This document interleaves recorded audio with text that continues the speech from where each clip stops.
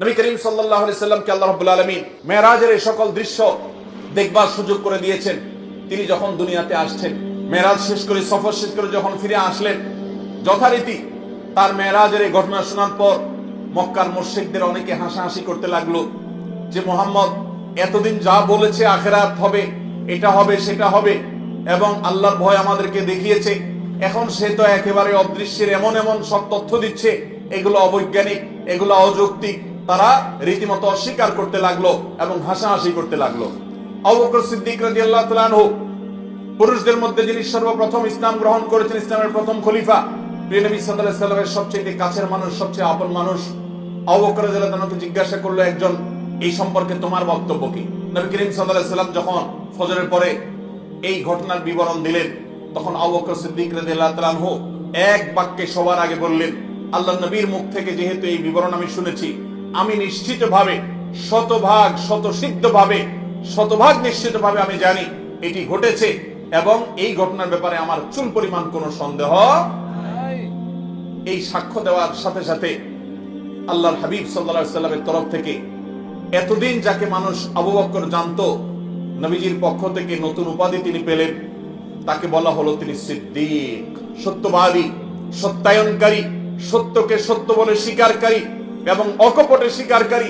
সবার আগে যিনি নবীর নবুয়তকে পুরুষদের মধ্যে স্বীকার করে নিয়েছেন, সবার আগে যিনি নবীর মেরাজের এই অলৌকিকত্বকে স্বীকার করেছেন, বিশ্বাস করেছেন, ঈমান এনেছেন, আল্লাহ রাব্বুল আলামিন তাকে সিদ্দিকের এই উপাধি পাওয়ার তৌফিক দিয়েছেন। তিনি মহাসত্যবাদী, সত্যকে সত্যায়নকারী হিসেবে তিনি সার্টিফিকেট পেয়েছেন। ইতিহাস তাকে আবু বকর সিদ্দিক বলে জানে, কিন্তু সিদ্দিক এই উপাধি পেয়েছেন তিনি এই মেরাজের ঘটনাকে কেন্দ্র করে। অথচ অনেক দুর্বল ইমানের মুসলমান, অনেকে মুরতাদ হয়ে গেছে এই ঘটনা শুনে। অনেক কাফেররা হাসাহাসি করতে লাগলো। কিছু মুশরিকরা নবী নেয়ার জন্য প্রস্তুত হয়ে গেল। আচ্ছা মুহাম্মদ, তুমি নাকি রাতে মসজিদুল আকসা ঘুরে এসেছো, আচ্ছা বলো দেখি মসজিদুল আকসার স্ট্রাকচার সম্পর্কে তোমাকে কিছু প্রশ্ন করি। তারা অনেকগুলো প্রশ্ন করলো। নবী করিম সাল্লাল্লাহু আলাইহি সাল্লাম মসজিদে আকসায় গেছেন রাতে গিয়ে আবার ফিরে এসেছেন। পুরো স্ট্রাকচার তো দেখা সম্ভব নয়। আল্লাহ তাআলা তার নবীর সত্যতা প্রমাণের জন্য মুজিজা হিসেবে তার সামনে সে চিত্র ধরে রেখেছেন। তিনি একটা একটা করে প্রশ্ন উত্তর দিলেন। অনেক মুশরিকরা তার এই অলৌকিকত্ব দেখার পর যখন বাস্তবতার সাথে মিলে গেল, তখন তার প্রতি নতুন করে ঈমান এনেছে। সাল্লাল্লাহু আলাইহি মুহতারাম হাজরিন, এভাবে মেরাজের ঘটনার পরিসমাপ্তি ঘটলেও কিয়ামত পর্যন্ত আগত সকল ঈমানদার নারী পুরুষের জন্য মেরাজের এই ঘটনা বহু শিক্ষা বহন করে। অনেক অগণিত শিক্ষা এই মেরাজ আমাদেরকে দিয়ে যায়।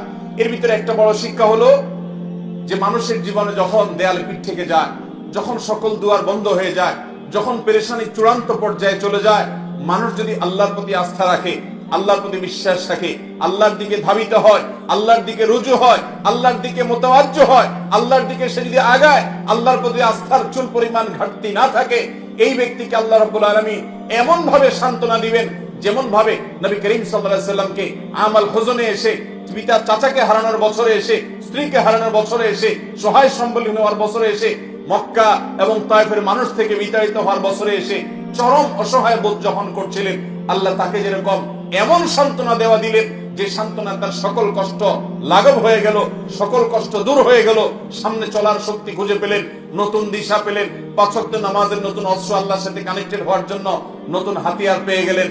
তাকে যেরকম আল্লাহ তাআলা সান্ত্বনা দিয়েছেন, মেরাজের ঘটনা আমাদেরকে শিক্ষা দেয় আমাদের জীবনে যত বিপদ আসুক, যত পেরেশানি আসুক, আমরা আল্লাহর দিকে রুজু থাকবো, আল্লাহর দিকে ধাবিত থাকবো।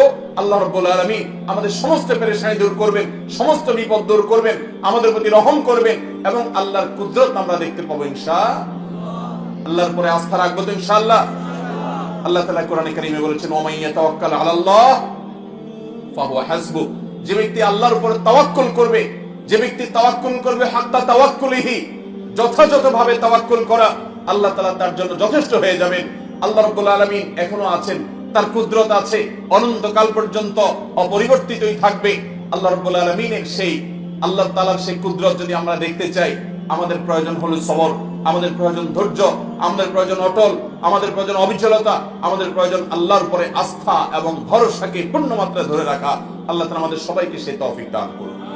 মেরাজের যে সকল বিষয় আমাদের শিক্ষা হিসাবে পাই, তার মধ্যে থেকে অন্যতম গুরুত্বপূর্ণ একটা বিষয় হলো পাঁচ ওয়াক্ত নামাজ, যেটা বলছিলাম এতক্ষণ, যে এই নামাজটা এত গুরুত্বপূর্ণ নির্দেশ যে অন্য নির্দেশ দেওয়ার জন্য আল্লাহ নিজের কাছে ডেকে নেন নাই, কিন্তু এই নির্দেশ দেওয়ার জন্য আরশ আজিমের মালিক তার নিজের কাছে ডেকে নিয়ে গেছেন। এই নামাজ কখনো ছাড়বো? আল্লাহ আমাদের সবাইকে 5 ওয়াক্ত সালাত সারা জীবন গুরুত্বের সাথে আঁকড়ে ধরে রাখার তৌফিক দান করুন। চেষ্টা করবো তো ইনশাআল্লাহ। ভাইরা আমার, এর বাইরে রজব মাস, এই মাসে মেরাজের ঘটনা সংঘটিত হোক বা অন্য মাসে সংঘটিত হোক, ইতিহাস যেটাই থাকুক, ঘটিত হয়েছে, এটাই সংঘটিত হয়েছে, এটাই বড় কথা। তারপরও এই মাসের বিশেষ করণীয় আছে। বেশিরভাগ মুসলমানরা আমরা জানি না এই মাসটা সম্মানিত 4 মাসের একটি মাস। আল্লাহ রাব্বুল আলামিন এই মাসকে সম্মান দিয়েছেন। সম্মানিত 4 মাসের বাকি 3 মাস কোনটা? বাকি 3টা ধারাবাহিক মাস, সালাতুল মুতাওয়ালিয়াত, 3টা ধারাবাহিক মাস। তার প্রথমটি হলো জিলকদ, এরপরটা হলো জিলহজ, এরপরটা হলো মুহররম। জিলকদ, জিলহজ, মুহররম 3টা ধারাবাহিক মাস। আর রজব ও মুদর আল্লাযী বাইনা জুমাদা ওয়া শাবান, আর রজব মাস যেটা এখন আমরা পার করছি, বাংলাদেশের বেশিরভাগ মুসলমানরা রজব মাস 2, 4, 5 দিন, 10 দিন, 20 দিন, এমনকি গোটা মাস শেষ হয়ে যায়, জানেও না যে আগের মাস জুমাদা সানিয়া মাসের সাথে এই মাসের একটা পার্থক্য আছে। আগের মাসটা সাধারণ জেনারেল মাস, কিন্তু এটা সম্মানিত মাস। কোরআন যাকে বিশেষ মর্যাদাপূর্ণ মাস ঘোষণা করে দিয়েছে, আমরা অনেকে জানিও না রজব মাস কখন আসে কখন যায়, এই মাসের কি মর্যাদা আছে আমরা জানি না। আল্লাহ তাআলা কোরআনে কারীমে সূরা তওবায় বলেছেন, এই মাস যখন শুরু হয়, ফালা তাজলিমু ফীহিন্না আনফুসাকুম, অন্য সময় পাপাচার তো করা যাবেই না।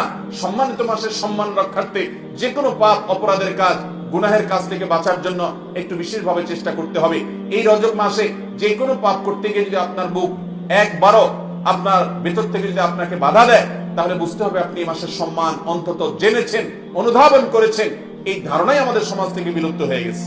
আল্লাহ তাআলা আমাদেরকে সম্মানিত মাসের সম্মান রক্ষা করার তৌফিক দান করুন। ভাইরা আমার, এর বাইরে সম্মানিত মাসে যুদ্ধ বিগ্রহ করাকে আল্লাহ তাআলা নিষেধ করে দিয়েছেন। আমরা ঝগড়াঝাটি থেকে বেঁচে থাকার চেষ্টা করব। এই ছাড়া এই মাসে অন্যান্য রুটিন যে 5 ওয়াক্ত নামাজ ইত্যাদি আছে, অন্য সময়ের চাইতে এই মাসের বিশেষ গুরুত্বের সাথে করবে। আস-সুন্নাহ ফাউন্ডেশন, উম্মার স্বার্থে সুন্নাহর সাথে।